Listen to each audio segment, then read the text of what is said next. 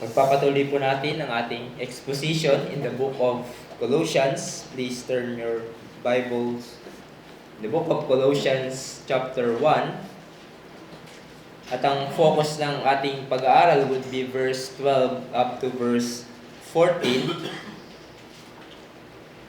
But let me read beginning verse 9. Colossians chapter 1 beginning verse 9.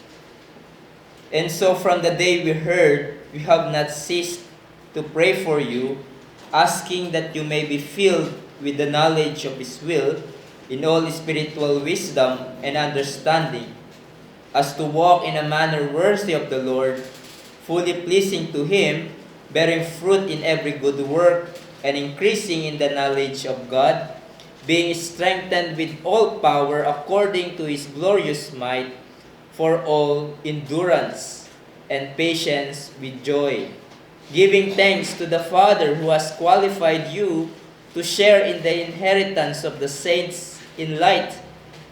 He has delivered us from the domain of darkness and transferred us to the kingdom of His beloved Son, in whom we have redemption, the forgiveness of sins. Tayo po ay manalangin.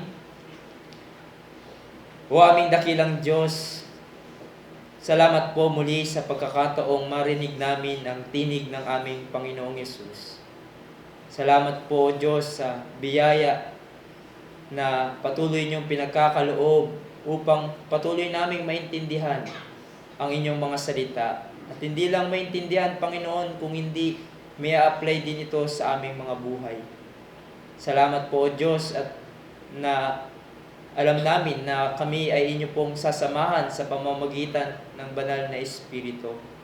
At humingi kami ng tulong sa inyo again to help our hearts, Panginoon, to really understand your word.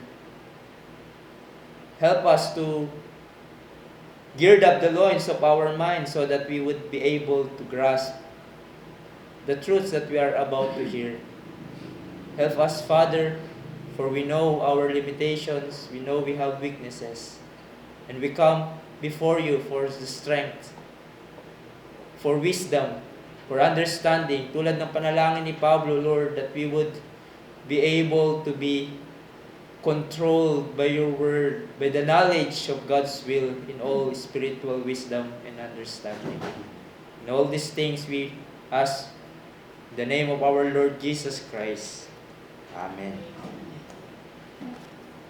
Sa ating text na binasa at pinag-aaralan ay nakita natin ang maigting na prayer ni Pablo para sa mga believers. His priority and most earnest prayer to God para sa mga believers, and that is, ang buhay nila ay ma-dominate o makontrol ng kaalaman ng kalooban ng Diyos in all spiritual wisdom and knowledge. Now, ito ang hangad ni Pablo para sa kanila at panalangin sa Diyos, dahil alam ni Pablo na kung maganap ito sa kanilang buhay, ito ay tutungo sa isang buhay na magbibigay lugod at luwalhati sa Diyos. Walking in a manner worthy of the Lord unto all pleasing. But then, sinagot natin yung tanong na, what does it mean to walk worthy of the Lord? What does walking in a manner worthy of the Lord looks like?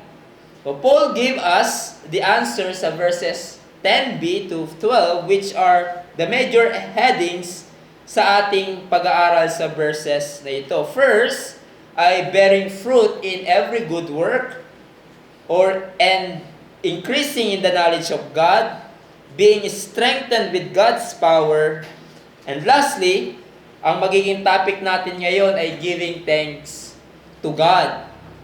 Giving thanks to God. Ito ang panalangin ni Pablo para sa mga believers na marapat maging laman din ng ating panalangin para sa ating mga kapatid sa Panginoon, maging sa ating sarili. And today, we will consider that last description na binigay sa atin ni Pablo of what does it mean to walk worthy of the Lord. And that is giving thanks to God or being thankful to God.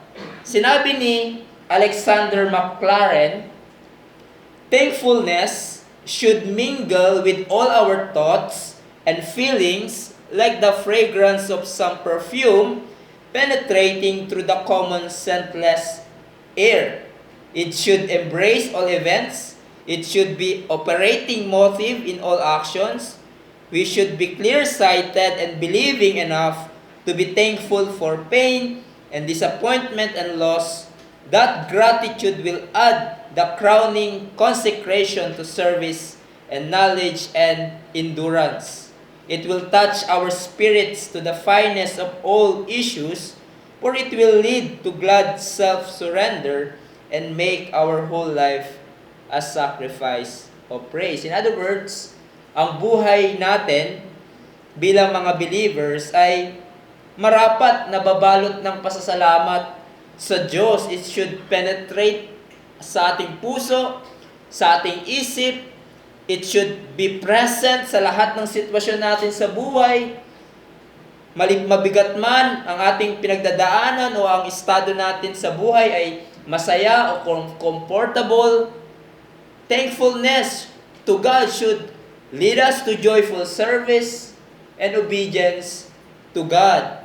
Dahil mga kapatid, as we shall see, ang daming dakilang bagay ang dapat nating ipagpasalamat sa Panginoon. And here in our passage today, Paul will give us 3 grand reasons kung bakit tayo dapat maging mapagpasalamat sa Diyos. Kung bakit dapat marapat na tayo bilang mananampalataya, mapuno ang ating puso ng pagpupuri at pasasalamat sa Diyos. And there are 3 great realities na binigay ni Pablo why we should be thankful to God. First, God has qualified us to share in the inheritance. Secondly, God has delivered us from the domain of darkness. And lastly, God has transferred us to the kingdom of His beloved Son. So there is inheritance, deliverance, and then transference. So first of all, God has qualified us to share in the inheritance. Sinabi sa ating text, giving thanks to the Father who has qualified you to share in the inheritance of the saints in the light. So here's one of the grand reasons na dapat tayo maging mapagpasalamat bilang mga believers. God has qualified us. Yung salita pong qualify, ito ay very rare word. It's only used twice sa Greek language and it means to make fit or to make sufficient. It is used, yung pangalawang paggamit niya in 2 Corinthians 3:6, kung saan sinabi doon ni Pablo na in-equip sila or they were made sufficient sa kapangyarihan ng Diyos para sila ay maging servants of the new covenant. But dito, sinasabi ni Paul na tayong mga believers ay ginawang fit, ginawang nararapat or worthy sa napakadakilang pagpapala. And that is to share in the inheritance of the saints in the light. And take note, it is by God's own choice. It is by God's own sovereign will and grace kung bakit makakamtan natin ang napakadakilang mana na ito. We are worthy. We are not worthy to receive this blessing. We are not sufficient sa ating sarili para makatanggap ng pagpapalang ito. For we are nothing but sinners and rebels. There's nothing we can obtain this blessing. There's nothing in us na nakita ng Panginoon at natuwa ang Diyos para ipagkaloob niya sa atin ang pagpapalang ito to share inheritance of the saints in light. Diba? Kaya nga siya mana. Yung mana, hindi natin pinagpaguran yon. Binigay sa atin. It is a gift. At ganun ang ginawa ng Diyos. Ang Diyos lamang who qualified us to share of that inheritance. Yung salitang share, it means to have portion, to have part or assigned part. Now, ano itong inheritance natin or ating mana na nagkaroon tayo ng assigned portion? Hindi ito tumutukoy una sa physical or material na mana or a piece of land, just like sa lumang tipan, di ba? At ang bawat tribe ay nagparte-parte doon. Nagkaroon sila ng mana, but no, with the new covenant, it is a better inheritance. For it is a spiritual blessings and eternal blessings that only the saints, ang mga believers of Christ lamang ang merong parte. Hindi lahat ay kabahagi ng mana na ito. If you are not in Christ, you are not born again, wala kang bahagi sa inheritance na ito. Ang mga unbelievers receive common grace blessings sa Panginoon sa buhay nito. The blessings of health, the blessings of life, the blessings of family. But all of those blessings fall short of salvation.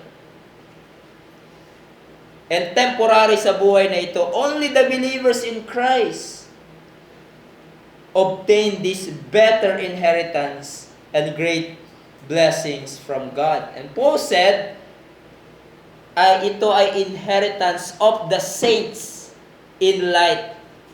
You see there's a contrast here, kabaliktaran ng kingdom of darkness. Ang mga believers ay ang kanilang bahagi ay light. Kung titignan natin sa Bible, what does light refers to? No? At napakalawak dahil ito ay tumutukoy sa knowledge of truth, the truth of God. 2 Corinthians 4:6, for God who said, let the light shine of the darkness, has shown in our hearts to give the light of the knowledge of the glory of God. Kaalaman at katotohanan ng kaluwalhatian ng Diyos. That is eternal life, that you may know the true God and Jesus Christ. Yung salitang light ay maaaring tumutukoy sa life of holiness or being separated to God in contrast to being enslaved of sin and wickedness. And the proof text for that is Acts 20:32, Acts 26:18.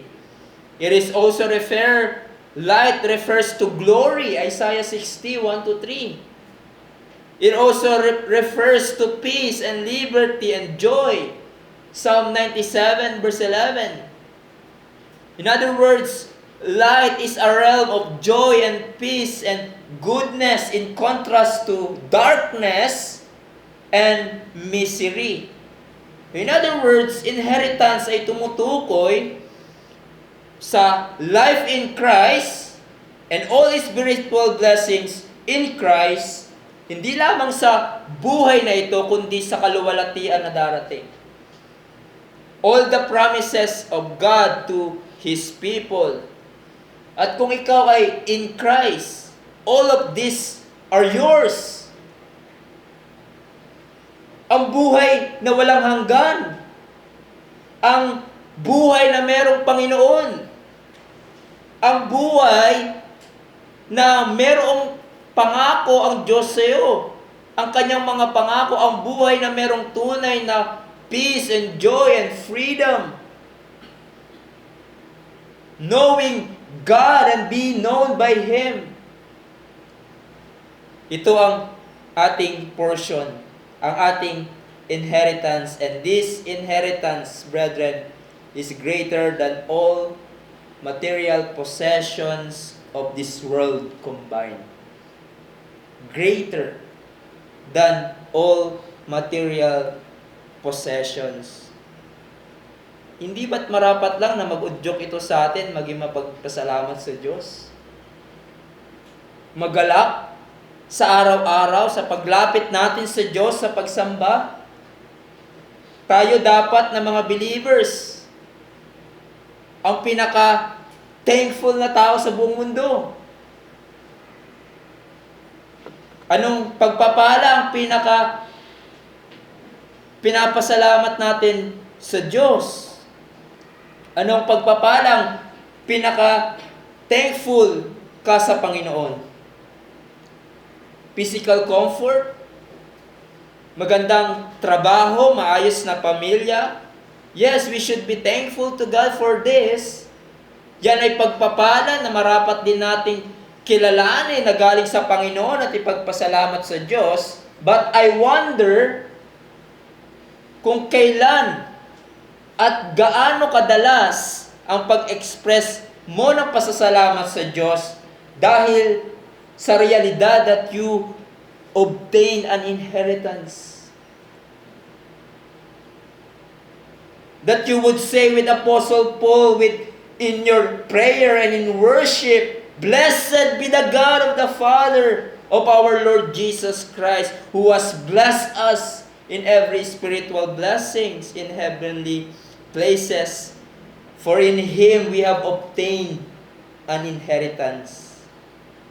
Sa ating pagsamba sa araw ng linggo, puno ka ba ng pasasalamat sa Diyos?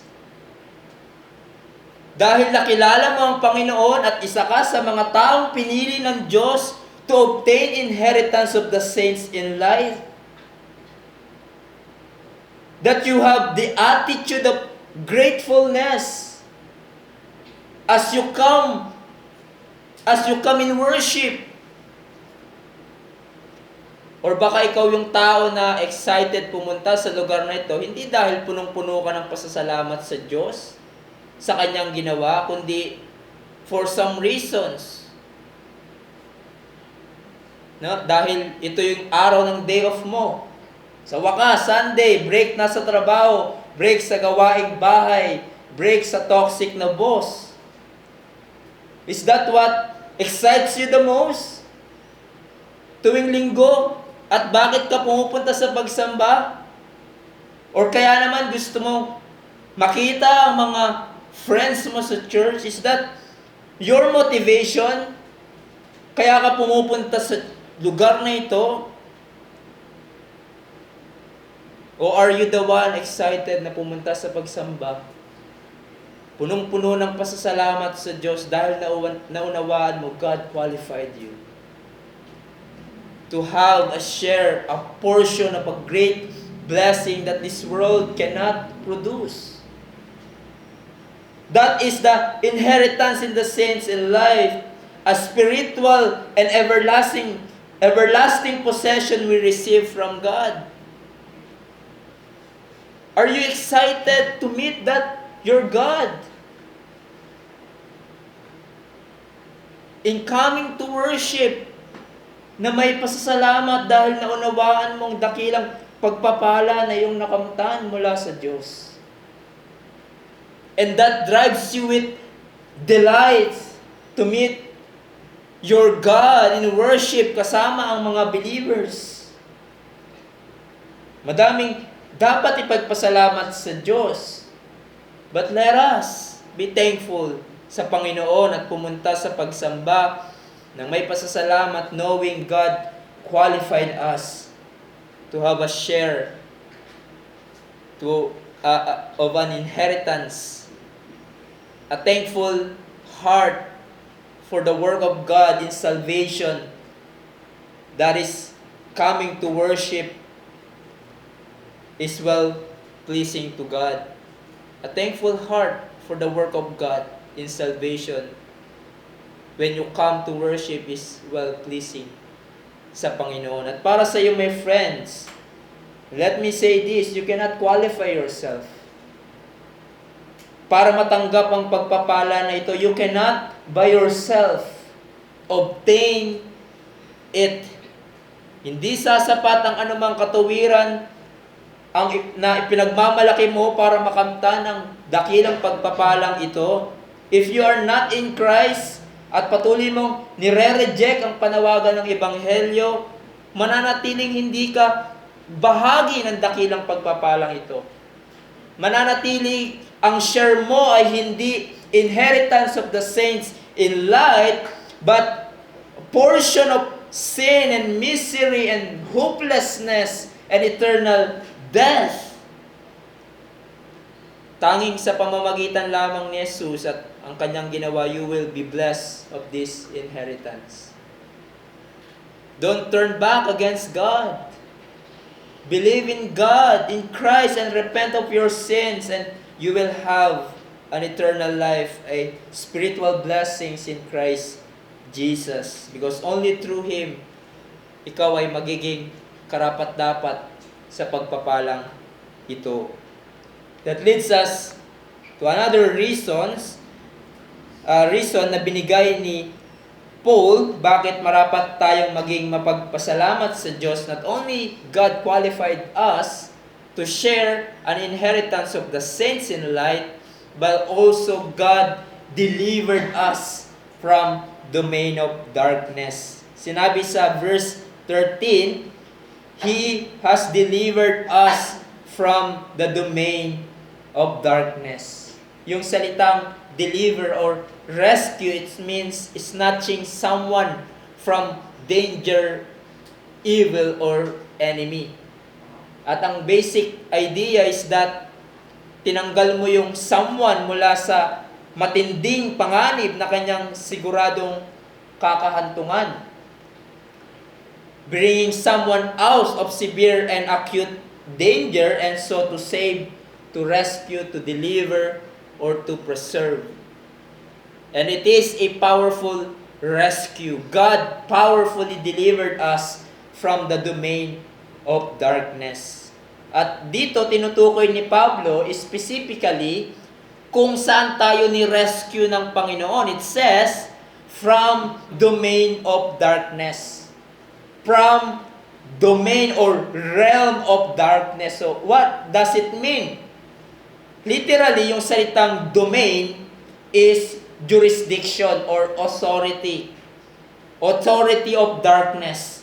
At ang darkness sa Bible, mostly referring to a moral or spiritual blindness or ignorance. Being in the domain of darkness, in other words, being in the domain of darkness, it means being under the sin, being under Satan, being under death. If you would turn in Ephesians 2, 1 to 3, ay dito ipinakita ni Pablo ang kalagayan ng pagiging ilalim ng kadiliman. Pinapakita niya ang kalagayan ng pagiging under the dominion of darkness, at ito ang dating kalagayan ng mga believers prior sa kanilang conversion. Pero kung ikaw ay hindi mananampalataya ngayon, still outside of Christ, ito ang kalagayan mo ngayon. This is your present life. It says, "And you were dead in the trespasses and sins, in which you once walked, following the course of this world, following the prince of the power of the air, the spirit that is now at work in the sons of disobedience, among whom we all once lived in the passions of our flesh, carrying out the desires of the body and the mind, and were by nature children of wrath like the rest of mankind." Mga kapatid, sa ganitong kalagayan tayo niligtas ng Panginoon. At kung ikaw ay hindi pa mananampalataya, like what I said, ito ang iyong kalagayan. You are under the dominion of darkness. You are under the power of sin. Ikaw ay alipin ng kasalanan. Sin is your master. What sin tells you, that's what you do. Your mind, your will, your heart ay bent to evil. You hate God. And you love the things that opposes God. Your sinful flesh craves for unrighteousness. And you are under the dominion of Satan, the god of this world, who is blinding you from the truth. And you are ignorant of the truth. You might say, hindi ako ignorante ng katotohanan. Kilala ko ang Diyos, kilala ko si Jesus. Mula pagkabata, kilala ko na siya. I'm not ignorant. Don't tell me I'm ignorant. Let me ask you this, when then you don't love Christ? Bakit hindi ka nagsasubmit sa kanyang kalooban? Why you don't see Christ as precious and beautiful and worthy of your allegiance and trust? Bakit hindi mo pinagpaniwalaan what He claims to be? At tanggapin mo ang kanyang panawagan to repent of your sins and believe in Christ for your salvation. Satan, ang diablo, the god of this world, has blinded the minds of unbelievers so that they cannot see the light of the gospel displays the glory of Christ.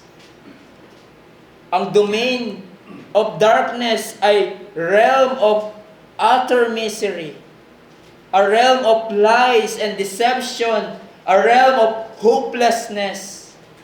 And those na napapasailalim ng domain na ito ay under the wrath of God. That's a bad news, isn't it? Who can deliver us from the domain of darkness? But the good news, God can deliver us from the power of darkness through His beloved Son. He came to rescue sinners. He came to rescue those who were in bondage of sin, those who are in bondage of the devil and death. Sa pamamagitan ng kanyang kamatayan at pagkabuhay namang muli, nagapi ni Jesus ang kasalanan, ang diablo at ang kamatayan. He defeated them and triumphed over them.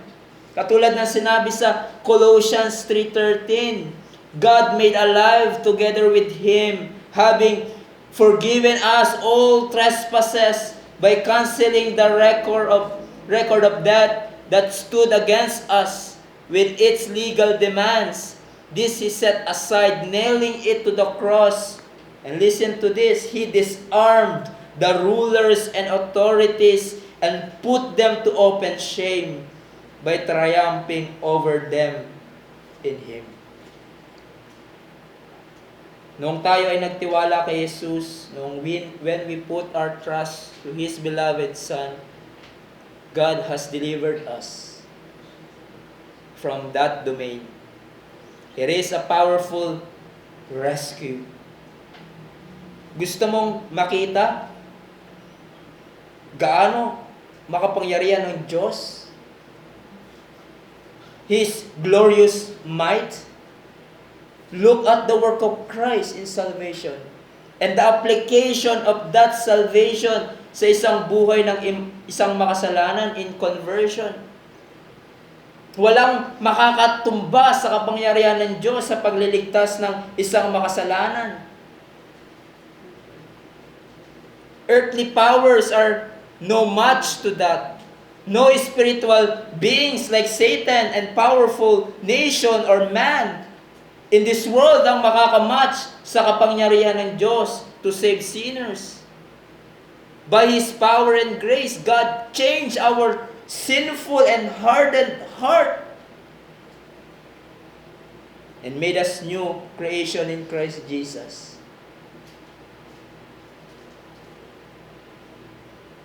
Sa liwanag ng katotohanan na yan, ano ang iyong tugon, brethren? What is your response? Indifference sa dakilang gawa ng pagliligtas ng Diyos? Walang kagalakan sa paglilingkod sa Diyos? A joyless duty? A joyless worship? a lukewarm service to God? No, brethren. Kung ganito kadakilang ginawa ng Diyos, it should lead us to have a deepest gratitude to God. It should lead us na mag-umapaw ng pasasalamat sa Diyos na nagligtas sa atin. It should lead us not to live for ourselves, but to God and His beloved Son who rescued us from the domain of darkness, being forever grateful dahil sa dakilang pagliligtas na ginawa sa iyo ng Diyos. And you might say with our hymns, I praise the God of grace. I trust His truth and might. He calls me His, I call Him mine. Mine, my God, my joy, my light. This He who saveth me, and freely pardon gives. I love because He loveth me. I live because He lives. Ang isang pusong may pasasalamat, a thankful heart to understand the great salvation he received from God will utter praise to God. Sa panalangin, sa pakikipag-ugnayan mo sa Diyos, even sa harap ng tao. Sa worship. Alam nyo, ang katotohanan din na ito that God can deliver a sinner from the domain of darkness. It can also lead us to joy in doing evangelism. Dahil naunawaan natin that there's no case that is hopeless pagdating sa pagliligtas ng Diyos sa isang makasalanan. It can lead us to be thankful dahil naunawaan natin that what is impossible with man ay possible sa Diyos. Pagdating sa kaligtasan, kahit gaano katigas ang puso ng isang tao, kahit gaano katindi ang depravity ng tao and its expression sa kanyang buhay, he is under the dominion of sin and Satan. God can deliver him or her in that condition by His effectual calling. God can overcome all his or her resistance sa biyaya ng Diyos. Meron ba kayong kilala na sa tingin nyo malabo ng maligtas? Meron ba kayong kilala na sobrang tigas ng puso sa Ebanghelyo and always rejecting the Word of God? Ang magandang balita is that sa biyaya ng Diyos at sa kanyang kapangyarihan, kaya niyang baguhin ang matigas na puso. There's no sinner that is beyond the reach of God's grace. Kaya nga, kaya niyang iligtas through the proclamation of the gospel, through our prayer, at sa kapangyarihan ng Diyos, ang isang rebelde at makasalanan na napapasailalim ng dominion of sin at ng dyablo ay maaaring makawala, maligtas. Just like us, before or prior to our conversion, tayo ay bulag sa katotohanan. Tayo ay alipin din ng kasalanan. We even didn't know na alipin pala tayo ng dyablo. Ng kanyang pandaraya, we were once followed the Satan and his schemes. We're once lovers of the things that are opposed to God. We lived our life without any reference to God. Marahil ang iba sa inyo ay parang katulad ko noon, trying to be religious, trying to be righteous sa harap ng tao, pero sa kaloob-looban ko, alam ko, I am hypocrite. Ine-enjoy ko ang aking tinatagong kasalanan. You are trying to be a good man, thinking that through that ay magkakaroon ka ng buhay na walang hanggan kasama ang Diyos sa langit. You were once dead in sin under the power of Satan and blind. But God, He delivered us from that darkness through His Son. The light of the gospel has shone upon my heart, your heart, and we see the glory of God in Christ Jesus. When the light of the gospel has shone upon our hearts, we see the beauty of Christ and ugliness of our sins. We came to know Him, and with that, purihin mo ang Panginoon. Are you thankful sa ganyang pagpapala na pinagkaloob ng Diyos? And with that, thank God sa Kanya. Ibigay mo at ituon ang lahat ng papuri at pasasalamat sa kaligtasan na iyong natamo. And we say with the psalmist, not unto us, but to Him alone the glory and praise and thanksgiving. But lastly, marapat nating pasalamatan ng Diyos because He qualified us to share in the inheritance of the saints.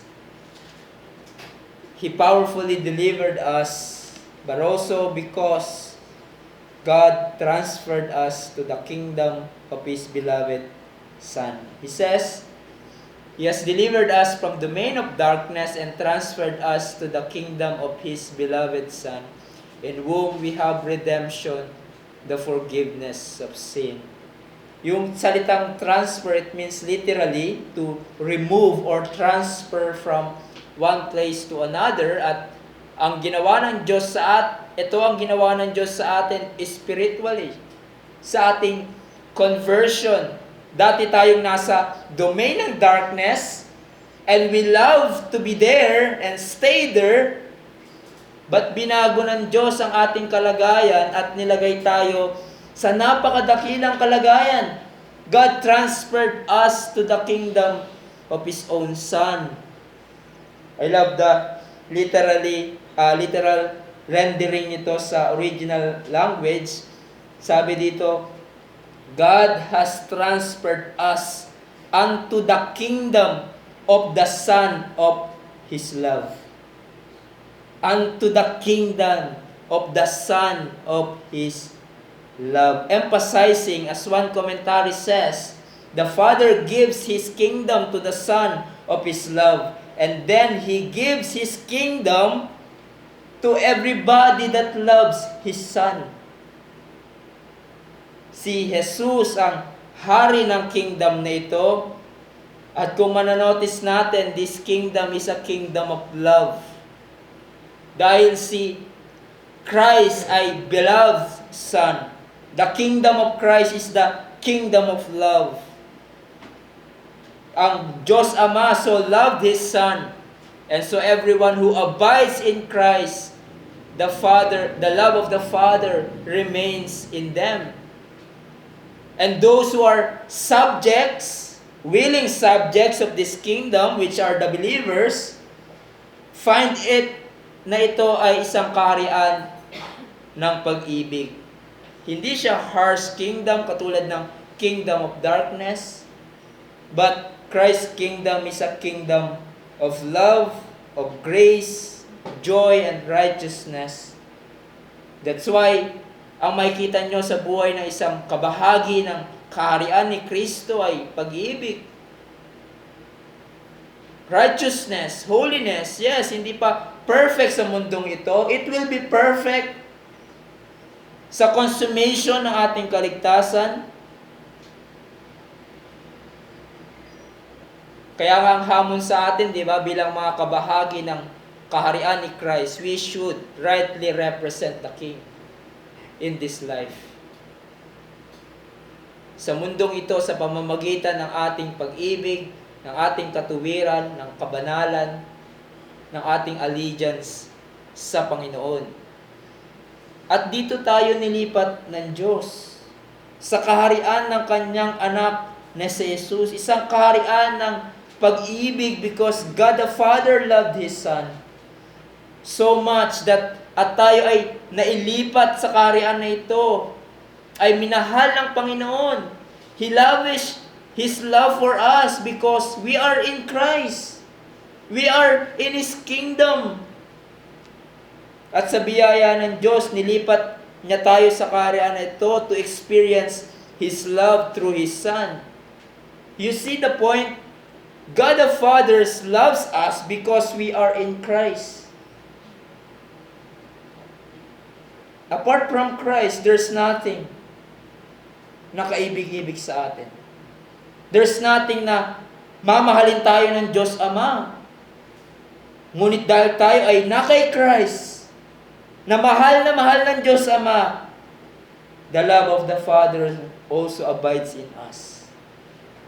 We are invited to experience that love of God through Christ. Now, before we move sa next point, let us again ask the question,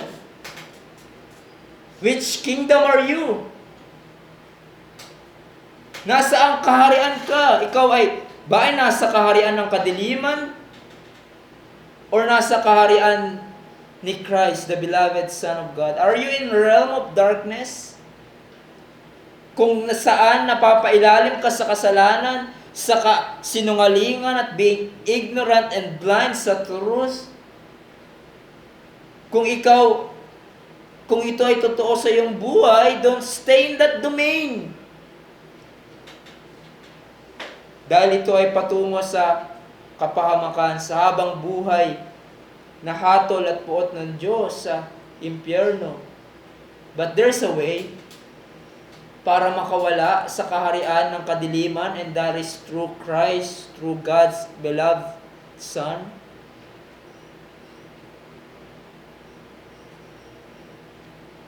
Come to Him in faith and submit sa Kanyang kingship, sa Kanyang lordship. Put your allegiance and trust to King Jesus alone. Na sinabi ni Pablo sa verse 14, whom we have redemption, the forgiveness of sin. In Christ we have redemption, meaning being set free by the payment of a price.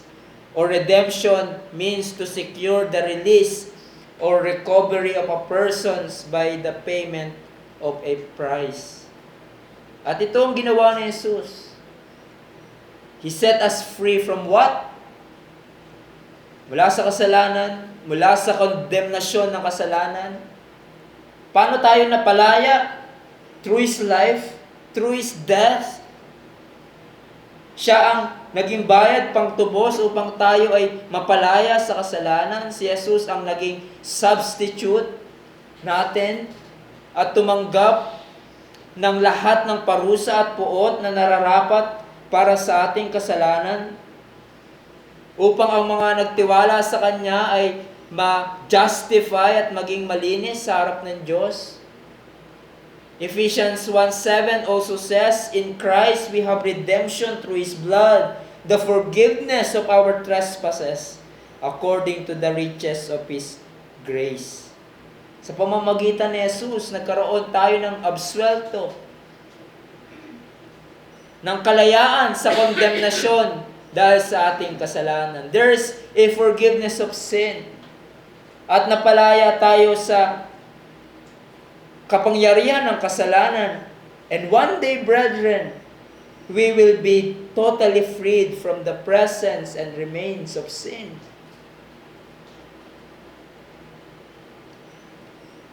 Brethren, yan bang katotohanan na yan makes you joyful and thankful? It should be. Unto all eternity, yan ang ipagpapasalamat natin sa Panginoon. Just like what our hymn says, di ba? Redeeming love has been my theme and shall be till I die. God delivered me from sins and darkness and death through His beloved Son, in whom I have redemption through His blood. Rejoice, brethren, with thanksgiving to God dahil ikaw ay nagkaroon ng inheritance of the saints in light. God has delivered you from the domain of darkness and He transferred you sa kingdom of His beloved Son, kung saan sa pamamagitan niya ay nagkaroon tayo ng kaligtasan sa Kanyang ginawang pagliligtas. Rejoice with us. Always be thankful sa ginawa ng Panginoon sa kaligtasan and rehearse that now. Rehearse now and always ang pagpapasalamat sa dakilang ginawa ng Diyos. Dahil in all eternity, this will be our song, our praise to God. Tulad ng sinabi sa Revelations 5, beginning verse 9, "Worthy are you to take the scroll and open its seals, for you were slain, and by your blood you ransomed people for God from every tribe and language and people and nation, and you have made them a kingdom and priests to our God, and they shall reign on earth. Worthy is the Lamb who was slain to receive power and wealth and wisdom and might and honor and glory and blessing." Sa Diyos ang papuri at pasasalamat sa ating kaligtasan. And if you are in Christ, ang daming bagay ang dapat ipagpasalamat sa Diyos. At hindi tayo mauubusan ng ipagpapasalamat sa Kanya. And so, this is the description ng isang buhay na lumalakad na kalugod-lugod sa Diyos. Walking in a manner of the Lord. A manner worthy of the Lord. It means giving thanks to God. Pagiging mapagpasalamat sa Panginoon sa Kanyang ginawa. Yan ang mark ng isang mananampalataya. At isang tao na lumalakad na kalugod-lugod sa Diyos. But listen to this. Kung hindi ka mapagpasalamat sa Diyos, sa Kanyang dakilang ginawa sa kaligtasan, or marahil nagpapasalamat ka nga pero sa ibang tao, at hindi totally sa Diyos, hindi mo binibigay ang pasasalamat na nararapat sa Kanya, the Bible is very clear. Ungratefulness to God is mark of unbelieving and ungodly heart. The Bible is clear. Romans 1:21. "For though they knew God, they did not honor Him as God or give thanks to Him. But they became futile in their thinking, and their foolish hearts were darkened." Did you know, ang hindi pagiging mapagpasalamat sa Diyos ay sapat na para parusahan Kanya sa impyerno magpasawalang hanggan? Did you know, being ungrateful is enough for you na parusahan in eternal punishment in hell? Dahil ang pagiging ungrateful to God ay kasalanan sa harap ng Diyos. Being ungrateful, it means you're lover of yourself and not of God. Being ungrateful, it means being proud, for you don't give credit what is due to God. But the true believers will and should be always giving thanks to God for all the blessings that He received from God. Dahil naunawaan natin, nothing I deserve from God except His wrath and punishments because of my sin, but God qualified me to share in the inheritance of the saints in light.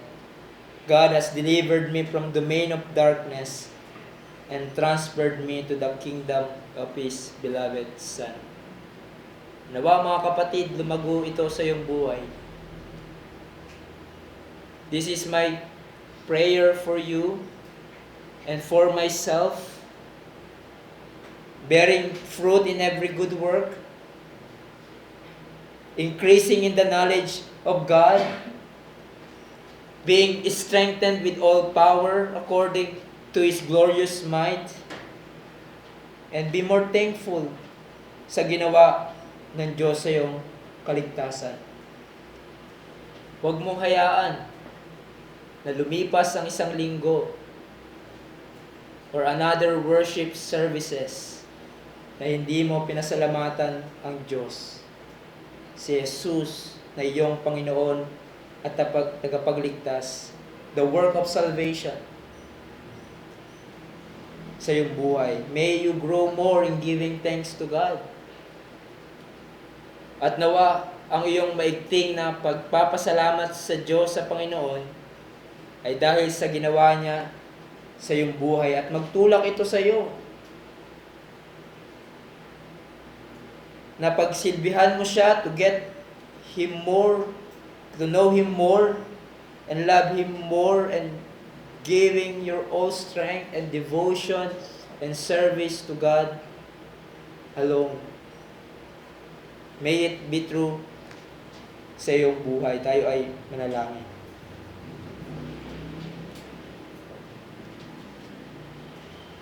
O aming dakilang Diyos, salamat po sa paalala. There are so many things, Panginoon, na dapat naming ipagpasalamat sa inyo. More than material blessings, Panginoon, ay nariyan ang spiritual na pagpapala. Ngunit alam din namin, O Diyos, na kami ay mga taong makakalimutin. At madalas, Panginoon, ay mga taong nakafocus lang sa mga pagpapala na nakikita namin. Kaya tulungan niyo po kami, O Diyos, to have a growing appreciation of the work of Christ sa aming buhay. And that thankfulness, Panginoon, would lead us to love our Savior more,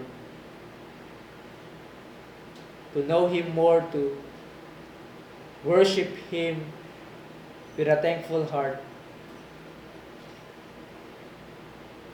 Dahil aminado din kami, O Diyos, that there are times we are being ungrateful. So Lord, help us to be more and more thankful. Dahil naunawaan namin, Panginoon, ang pagliligtas na inyong ginawa through your Son. Salamat po, Panginoon. We pray that ma-develop ito sa aming buhay even in the midst of troubles and sufferings or comforts of life. Hindi kami mawala, Panginoon, sa napaka-importanting bagay na dapat naming ipagpasalamat sa inyo, and that is the work of our Savior Jesus Christ. In His name we pray, Amen.